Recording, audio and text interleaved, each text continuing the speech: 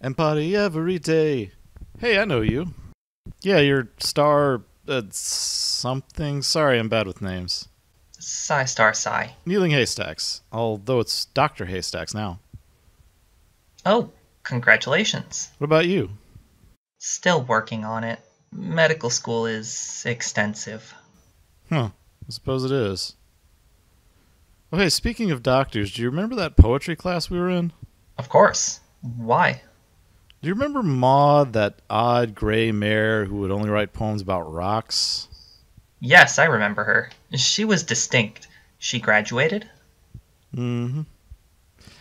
Not from here, though. Says here she went out to the Equestria Institute of Rockology for her graduate work. They still call it a doctorate out there rather than a PhD. Oh, hi, Haystacks. What brings you here today? Oh, hey, Heartsy. I've got time on the observatory and I didn't feel like buying groceries. You? Oh, just horsing around. By which I mean my improv group, Horsing Around, is meeting here later. Were you talking about Maud? I know her. She rocks. Yep. Oh, right. Heartsy, this is PsiStarPsi. Psi, this is Heartsy. Hello. I don't suppose you have a changeling physiology book that has been updated. They are rare outside the changeling empire. Hey, no I don't, but I do have a tape of Maud's graduation, and for some reason her deciding on a research project. How? Do you have cameras everywhere? Actually, I got it from her sister Pinkie Pie. Ah, say no more. So let's get our food and go and watch it. Sounds fun. All right. Not a lot of people there. Is she the only one at her graduation? Well, the only PhD. I've heard it's some sort of graduate finishing school, maybe loosely associated with Canterlot U. Rumor has it, it's a military institution. You're joking, right? Keep thinking that. Well, I suppose attack is one command pets rocks can do, with help. Speaking of which, a long-standing mystery about Boulder was just cleared up. Wait, really? I must have missed it. It was right there. He's magnesium-rich basalt. Huh. You see, basalt is volcanic, while magnesium is less dense than silicon, which is the primary component of the Earth's crust. So therefore, he's a volcanic rock that's formed near the surface. Maud must have found him near an area that either is or was once volcanic. Oh, that does sound like an interesting story. Also note that even now, her dad doesn't smile. Maybe he smiles on the inside, like Applejack. I hear they're related. I suppose some ponies just don't have proper connections to their smile glands. Smile glands? I like Maud's speech. Direct, simple, to the point. She did have to give part of it twice at the end, though. Short, too. Leaves more time for drinking. You know, I've got a brother that might give that sort of speech, although he'd probably throw in something about food. Huh, I didn't know you had a brother. Yeah, well, there's a lot of that going around. Very literal interpretation. I approve of this message. Yes, very amusing. Her Maud impression is pretty spot on, too. It's nice. Also, Maud does stand-up. I'd pay to see that. Oh, yeah. I wonder if she ever performs around here. Tonight at 2100 Auditorium 107 Main Castle. She's my favorite. You know, I've noticed Maud talks more when she's excited. I can relate. I don't know how she goes without talking as much as she does. Rarity still has trouble speaking Maud, I see. Chartreuse gems that are common. Quartz variant? Possibly a sort of sapphire? Peridot would make the most sense, I think. And of course, common needn't mean uninteresting. Stone is a good building material, but how could she have seen anything like that castle? Well, the gems are the same as those from the cave. I guess they moved from the cave upward to make the castle? Yes, but gems typically don't grow in castle shapes, especially not in such a short time. The magical reconfiguration would be fascinating to study. I guess that's not in her specialization? So does that mean that the cave system extends underneath the castle? Maybe? You know, I kind of thought this would be more about the travails of life after getting a doctorate, or doctorate, as the case may be. And I guess that is a pretty niche demographic. Where I'm from, we always call those stickers. They're probably sandspurs of some sort. Either way, it's sticky business. Ugh. I'm serious. If they get in the wrong place, they take forever to get off. Where's Tank's propeller? And Rainbow Dash. I hope she wasn't going crazy looking for him. Or it's just not Tank. Pinky doesn't look too aware right now. A lyra-shaped rock. She doesn't get to say anything, though. Huh, so we found out her full name. I always thought it was short for Matilda. It usually is. I thought it stood on its own. To certain Germanic cultures, it means powerful battler, which I felt fit well. Interesting. It can be difficult for a genius like Maud, especially one with that sort of single-minded focus, to find people to relate to. I guess Pinky likes everyone, huh? And family is different, usually. Yeah. Hey, do you think Maud is on the spectrum? What spectrum? Autism? Because of the clear impairment which impacts her daily life, i.e. her difficulty creating lasting friendships outside her family, she does have some form of psychiatric ailment. However, nailing down the exact ailment can be quite challenging. Sometimes there simply isn't a good category that such ailments fit into. The autism spectrum is a possibility, though several other neurodevelopmental and personality disorders come to mind based upon our limited information. Thankfully, it appears to be mild enough to overcome with a strong support group, so she probably doesn't need further diagnosis or treatment. Oh, right. Medical student. How did Starlight know it was a rock she needed?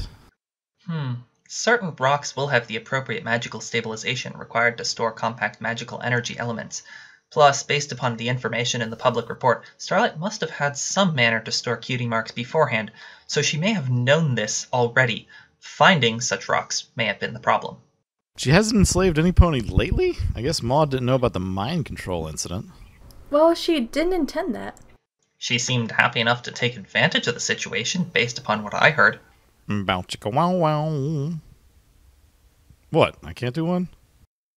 And I don't know how much she enslaved the village. Except for Twilight and Co., they were there willingly.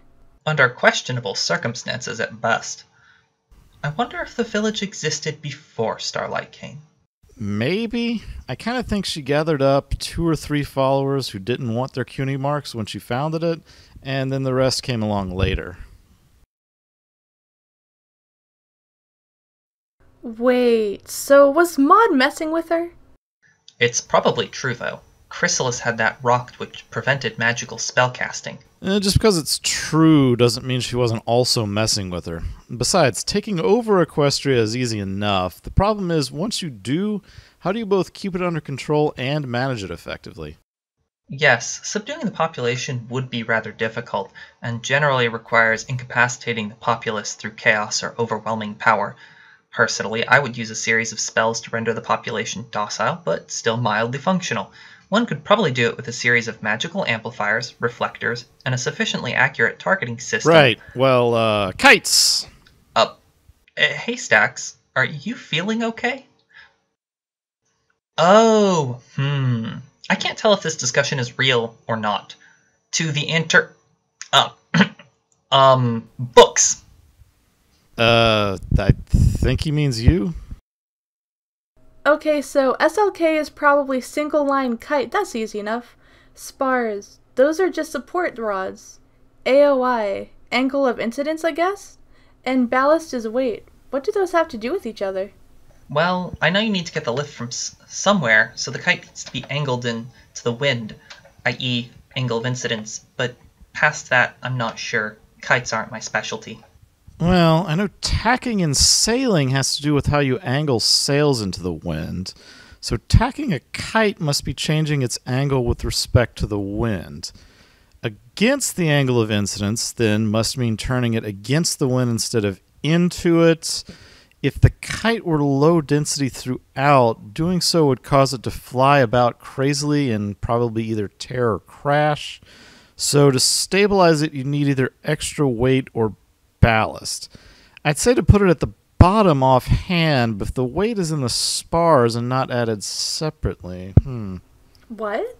I followed most of that. Wouldn't just the weight make it harder to turn? So maybe that stabilizes it? Oh, given that kite shape, it's probably gyroscopic stabilization. That requires the weight to be far from the axis of rotation, so it doesn't necessarily have to be at the bottom. What? Let's just say kiting is more complex than I thought, and Starlight must really know her stuff. Ooh, I like that pizza costume. I might just have to use that idea for Halloween. Hit in the head, but free pizza. Since the box is cardboard, that seems fair. Hey, I'd be happy with that. Bonk. Yum, pizza crust, but I'd rather be handed the whole pizza. This does a nice job of inverting common stereotypes. In truth, I find I'm more open about my feelings than a lot of females. Well, every pony is different. No two ponies are not on fire. It reference to an obscure comedy thing, don't worry about it. There are a number of sciences that tell stories. Every patient in medicine is literally their own story. Ooh, even me? Of course. And stars tell a story even older than rocks, but let's talk about the elephant in the room here. That's an expression. Right. Anyway, Boulder's only 2,000 years old? Possibly younger than Celestia. Right, but how would Maud know that from the stripe? She's the one who found him.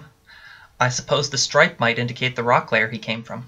True, but that's a bit of a cheat. The stripe alone doesn't tell her that.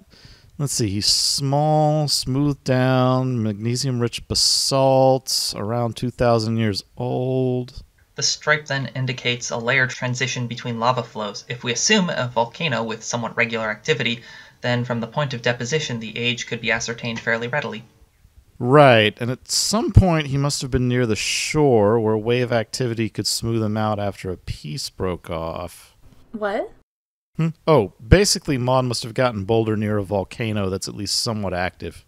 Like the Dragonlance? Good thought. Dragons are migratory, so it was probably while they were elsewhere. Right, but let's move on before we get too far off track. Is Maud joking about the guitar thing? That wasn't on her list of interests. Well, Rarity shreds a mean guitar, so maybe. I've never heard Maud play, so I don't know.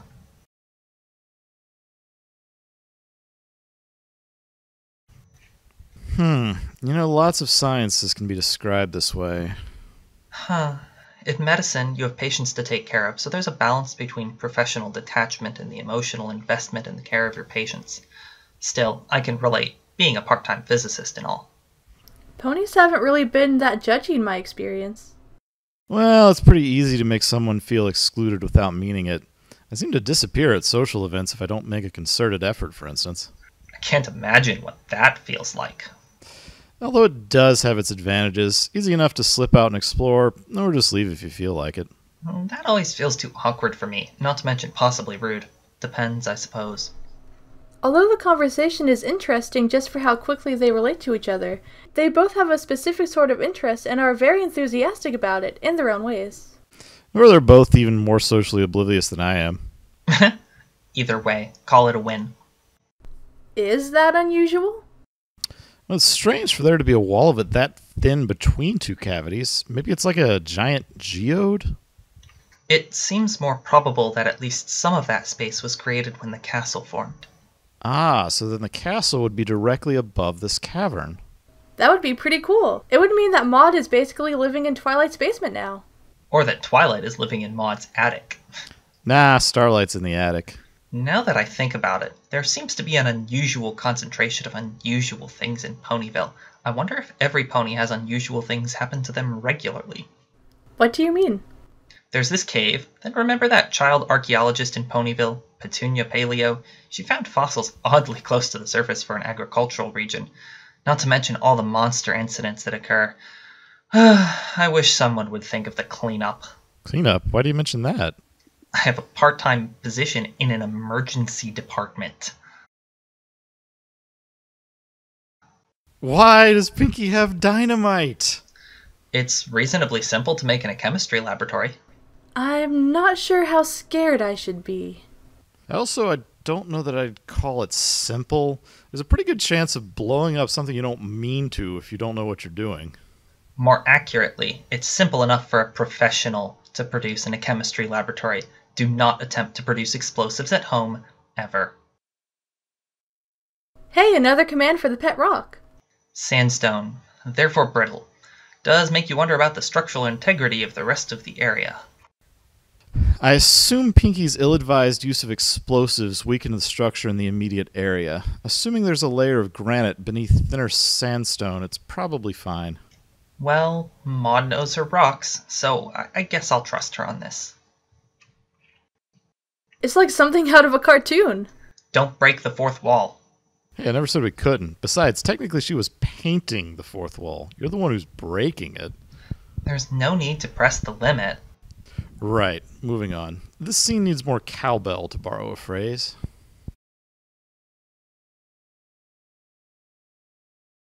A red velvet omelet cupcake does sound pretty good, but maybe without the jalapeno. So why does Maud need curlers? Her mane is straight. Actually, curlers can also be used to straighten hair. I heard from other interested parties that her straight mane was an expression of her stoic personality. Stoic mane. I need to stoic my mane. What? You don't even have a mane. Oh. Whoa, I think that's the most emotion we've seen from Maud. She expresses herself differently from others. Such a clear expression is all the more valuable for its rarity. Like her smile? Right. And you will notice that she has been acting happy and smiling around Starlight, but stops when Pinky shows up. Wow, good catch. I didn't even notice that. Aw, Pinky is sad. Personally, I find it adorable when her hair deflates, or even when she goes full Pinkamena. It doesn't here, though. Maybe because she had it up in that bun first, although that was pretty adorable, too. Or maybe it's just a sign that she's maturing. Ah, the mark of a true fanatic. Starlight dreams about kites. I thought she was saying something about kittens? Either way, it is an interesting point. Intellectuals can play off of each other if there's not an ego conflict. I would not know anything about that. Medicine is all about working together. Yes, I would not know anything about that either. And I have no idea what either of you are talking about. Maud can make almost anything funny, though. I'm still unclear how much of that is intentional. I would assume it all is. Ouch, that was a bit harsh. Yeah, social tact is not really Starlight's strong suit. A problem she shares with Maud and Pinky, even if it is in a different way. Certain conditions related to missing social cues can run in families. Pinky's obliviousness to Maud's comparatively obvious distress could be a familial manifestation of a genetic trait shared between them. Alternately, it could be a trait born of their relatively isolated upbringing. Also a valid hypothesis. A good nature versus nurture debate to be had there. I'm having trouble following this and having a blast doing it. She actually says sigh. Of course, I'll actually say heh. Lol. You know, we get a lot of killer eel bites from this canyon. Right on cue. Emerald Jasper, huh? I wonder what Maud would think of those crystal gems from that show. You mean these? Some of them are a bit stuck up, but I think she might get along with them. Fourth wall. The Fosticorn might let Silverquill clean up her gutters as payment for fixing the universe, but I doubt our animator would give us the same luxury. You broke it worse. Besides, we're the animators. I'll shut up now. Look! Maud tracks! Maud loves walks. Maud looks so cute when she's scared. Not that I would wish fear upon any pony. So engrossed she notices nothing around her. I do that sometimes when reading. And Boulder does need a playmate. I wonder if it's the rock we see here. I like that she was hanging from a cliff just a few feet from the ground. Hugs. Aw, so sweet. Feldspar. Ah! Plagioclase feldspar has the lowest melting point among feldspar varieties. Gotta say, Maud knows her rocks. I'm just noticing this, but since when do you dig with an axe? Most likely that's for chopping firewood. And we come back around on the kites. Where did Maud get hers? The castle, I assume. I like that neither of them want to discuss their feelings. Well, it's not like as if those feelings are secret or anything. How would Maud deal with a crush? Wonder how she would express that. Maybe comparing the pony to rocks? Makes sense, but what kind? Pargasite ambifol containing eclogite. What? I was gonna say diamond. Nah, too cliché. Sai, care to explain? Well, Eclogites are very rare and form deep beneath the earth. This means finding one is a huge deal to a rockologist. Makes sense. And the rest? Pargasite Embifol is a gemstone, which looks pretty. It's indicative of high formation temperature at a water storage site, giving even more information to a rockologist. Oh, so it's like the find of a lifetime then. That's so cute. And eclogites are also dense and highly resistant to heat and pressure. And less reliable. I don't know about the dense part, though. It's a metaphor. Ponies aren't rocks. You don't say. Most of the time, ponies are not rocks. Wow, it's impressive. And Ponyville adjacent too? If I'm right, adjacent in the vertical sense is at least part of that cavern is underneath Twilight's castle. Ooh, she appears to have already made a garden. What? Where? All I see is some rocks and some sand. It's a rock garden. Hey, it is.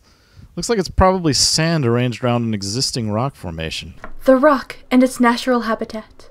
Must have taken a wrong turn at Albuquerque. Very nice. This really shows not just Maud's growth, but Pinky's as well. With Cranky Donkey, Pinky had to be straight out told what she was doing wrong. Here, she mostly worked it out for herself. The lessons are more nuanced and in some ways more mature lately than the usual fare. A lot of this reminds me of Moon Dancer, but she didn't seem to have a family support structure the way Maud did. While Maud inched towards learning to let other people know what's bothering her, she didn't come to that realization on her own. She may have to deal with that later. Pinky, on the other hand, takes the position of family and friends that want to help, but generally make a mess of things. I can identify with both, although I don't think there are very many who are as over-the-top energetic and outgoing as Pinky. If this after-graduation interpersonal mayhem were a college term project, I would give it a B+. Maud and Starlight present a style of friendship that is quite uncommon in pony society and show how it works, which is a valuable lesson for others. Additionally, they both show off their best traits and are exceptionally funny. Perhaps Starlight could be a guest host for Maud's comedy show. However, I was uncomfortable with Pinkie Pie's behavior, though she was the driving force behind Maud and Starlight becoming friends, which is quite laudable. I feel that her behavior went from pushy to neurotic. At several points, I felt that Pinkie Pie crossed the line from being relatable to needing a psychologist, which made me feel uncomfortable. Despite this serious complaint, this was quite a lot of fun and a valuable lesson for all, especially Pinkie Pie, who has since shown improvement on respecting varying expressions of friendship and culture. Yeah, and Cranky was someone who is disagreeable in general, so I can kind of see the disconnect she may have formed between how she deals with friendly versus, let's call them curmudgeonly ponies. Besides, I've known one or two people who, like Pinky, will steam their way over any and all objections in their attempts to pair people up, although that's generally more for romantic relationships than platonic ones. I definitely agree with both of you. Pinky was over the top in this episode, and that could get grating for someone if they don't like that kind of humor. If I was in Starlight's situation, I honestly probably would have done about the same thing. I have many friends who rival Pinkie Pie's energy, but this episode really amped it up. Regardless of that, I really enjoyed this episode. Breaking the fourth wall for a bit, it feels like the MLP staff are shifting the focus on background characters this season, having Maud move to Ponyville and Starlight, Trixie, and even the CMC be the main focus, while still letting the main six get their episodes too. I really hope to see more of Maud in the near future. Me too. Me three. You know, now I really want to see Maud stand up. Ooh, she's doing a show tonight. Let's go watch it. That would be wonderful. What did one rock say to the other rock? Nothing. It's a rock. Hey, you in the front. Did you have a rockologist do your mane? Hair is a lot different than rocks. Have you ever noticed how glacially induced spalling produces allochnious regions that are easily confused with local stratigraphic units? What's up with that?